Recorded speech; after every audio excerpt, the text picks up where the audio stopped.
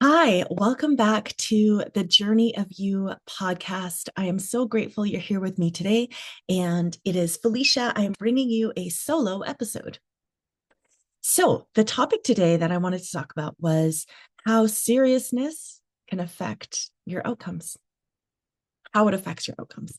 So, um, if you've ever thought about a time when you're putting a lot of pressure on yourself to do something the exact right way, that there is a perfect way to do it, and that's how you want to do it. And in that seriousness, it ends up creating this tension and pressure.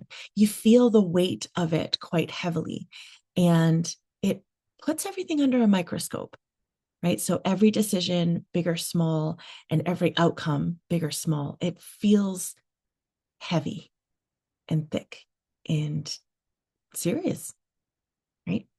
And so with that seriousness, we create pressure and tension, and that restricts flow. So today I wanted to talk to you about where, you might be creating subconsciously even this pressure in your life, and where might you be able to invite a little more lightness, a little more curiosity, and a little more joy. This is Joy, the Journey of You podcast. We're your hosts, Devin, Chris, and Felicia. And we're here for joy.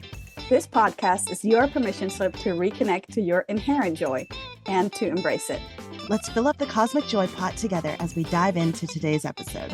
Okay, so as I mentioned, right, when we're taking things so seriously, we create this level of stuckness. I'm now paralyzed by overanalysis, right? What's that phrase? Analysis by paralysis. No, paralysis by analysis. And it can lend itself to putting everything under a microscope, overanalyzing every decision, even all of my interactions, let's say, right? And all of my actions. And I feel heavy. It feels like the weight of the world is on your shoulders. Conversely, when we can invite more creativity, more curiosity, more lightness into a situation, it automatically creates excitement, more openness to possibilities, right? And also it connects you back to the overall bigger picture of things. It allows you to flow with the small circumstances that are happening and not get so involved in picking them apart. So how does this apply in real life, right? What's interesting is this came up for me as our themes tend to do. This came up for me very recently. I was so as most of you know, I am a professional bowler. And on the women's tour, our season is quite short. We bowl 12 events, and it starts in, the beginning of May, and it goes until middle of August. And so we work all year to prepare for 3 months. And what I didn't realize until last weekend, I was getting ready to bowl a tournament. And a friend of mine had texted me and said, I'm so excited for the tour season. Are you ready? And it took me a minute because, I'm doing my normal preparations. I'm practicing. I'm working on my mental game. I'm doing all of these things that I'm supposed to do to prepare. And yet I couldn't feel that level of excitement and that level of joy. And I didn't know how to respond. And so thankfully, I was able to reflect back on what I was feeling. And in this time, right, getting ready to go out on tour, I have about 3 weeks left or 2 weeks left until I go. And I realized how much pressure I was putting on myself to perform really well leading up to the start of tour. And that would mean I'm ready. I've done all the work. I'm finally worthy of winning a title. if I'm doing well enough. And if I look back on the previous years of preparation, I've put this pressure on myself every year. And this is my 5th year being full-time on tour. And as soon as I realized that, it was such an aha moment of knowing that I was disconnected from my joy. What is the bigger reason I bowl? I genuinely love to bowl. It makes me feel alive. It makes me feel excited. It gives me thrilling moments, you know? And it's something that I just love to do. And in this seriousness, in this preparation for tour, I lost myself. I couldn't feel the joy. And that was a little bit scary. So thankfully, I was bowling a tournament the next 2 days where I could put a reframe on my perspective. I could reframe my perspective and I can shift into what I truly want. And I realized, man, I just want to even recognize those moments where I'm lit up, where I'm connected to joy, where I'm feeling excited. And it doesn't have to be big. It doesn't have to be heart bursting joy, right? As Chris and I had talked about last week in the relation to small wins, right? Small moments of joy. If I can collect enough of those throughout my day, it feels like an overall big moment of joy for the day, right? And so that's what I did for the 2 days of the tournament, was set my intention to let me focus on where I'm feeling joy, where I'm feeling flow.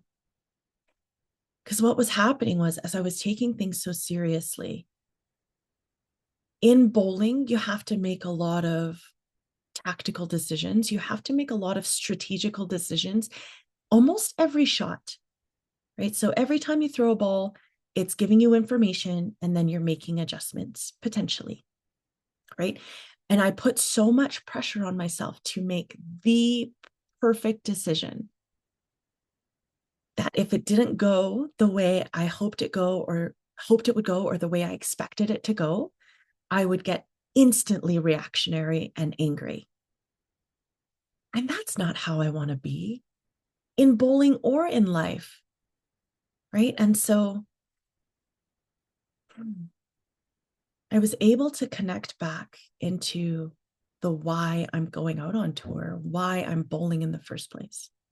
And for me, the why I'm bowling is to feel like myself all the time and bowl like myself, regardless of the situation, regardless of what type of tournament I'm bowling or whether it's practice. And so that's what I would love for you today, is to notice places where you might be having expectations of a certain outcome, or where you really want something to work out. And I think we've mentioned it before in the podcast, but when we want something to work so badly that we're creating that pressure and tension and we're clinging on to an outcome, it actually creates this attitude and mindset of scarcity. I don't have that and I want that. So now I don't have it. Right. And that makes me press harder. And now we're in this endless loop of trying and grasping. So let me lead you through a little bit of a demo here and see where we can invite more flow and more curiosity and openness into your day-to-day, or even your big projects, right? This can be anything that you choose to apply it to. So if you're in a safe space to do so, I invite you to come into a comfortable seated position, or even laying down if that's comfortable for you or better for you. Just start to turn your attention inward. Notice the surface beneath you. Allow yourself to be supported by that surface, couch, chair, bed, floor, whatever it is. Notice all the places that your body are in contact with that surface. Just let yourself soften into it. You're safe here. There's nowhere to be, and there's nothing to do. Start to notice your breath.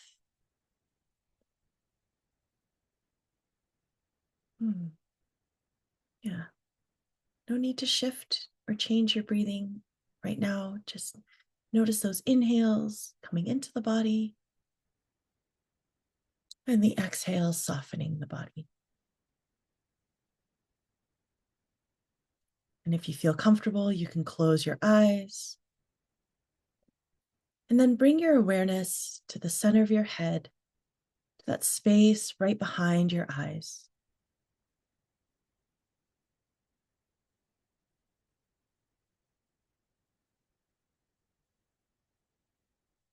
And I want you to think of a situation that's happening in your life right now where you really want a specific outcome to happen. It can be big or small.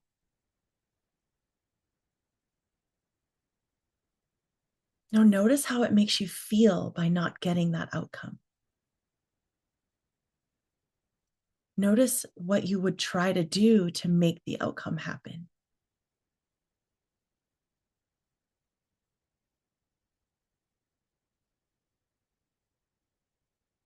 And notice what that feels like in your body itself. Maybe your heart rate goes up.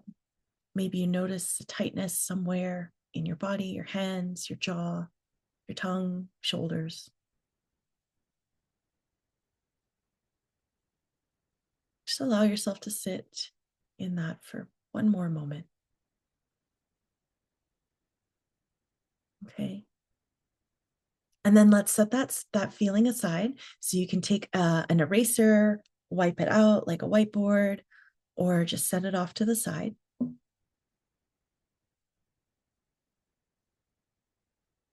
And then imagine yourself approaching that situation where maybe anything is possible. Maybe you let yourself ask what if questions. What if the outcome turns out better than you could have imagined, better than your logical mind could have thought?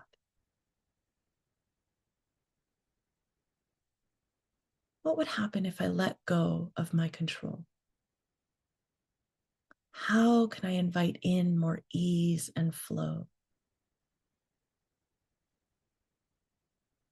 Where might I be able to be creative?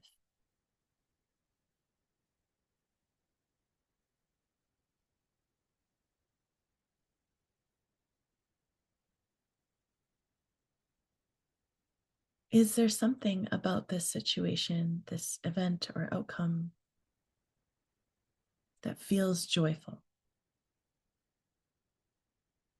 that feels fun, that feels exciting, that lights you up?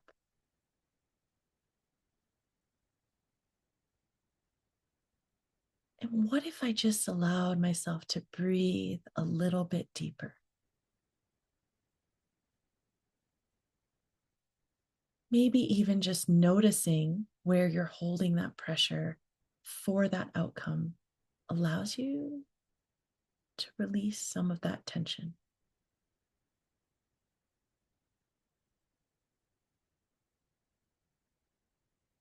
And then visualize what you would love to have happen in this scenario.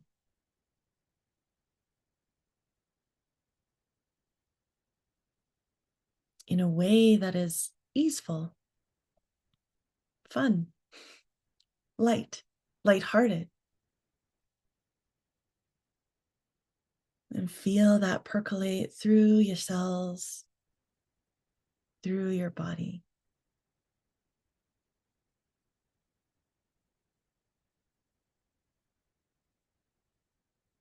Approaching that with this lens of grounded joy. And take a nice deep breath and let it go. And when you're ready, you can blink your eyes open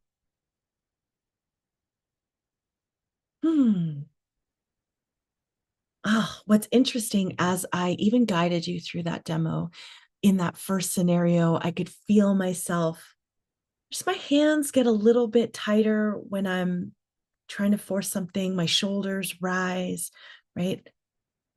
And then when I'm in the second scenario of grounded joy, there's so much more space for breath, for lightness, and new ideas to come through that I couldn't necessarily see before because I was trying to force something to happen. So that's another great place if you want to come back to this exercise as many times as you need, right? Just to invite and feel into the space of possibility, of stillness, and how surprisingly stillness can allow things to come in that you never knew were possible. So if you enjoyed that exercise or you experienced whatever you experienced, I'd love to hear from you in the comments of this episode. And that's all I have for you today. So what ways might you be able to play around with that? And just noticing throughout the day what creates tension or where you're creating tension and where you might be able to invite some flow and ease. And with that, we'll see you next week, listeners.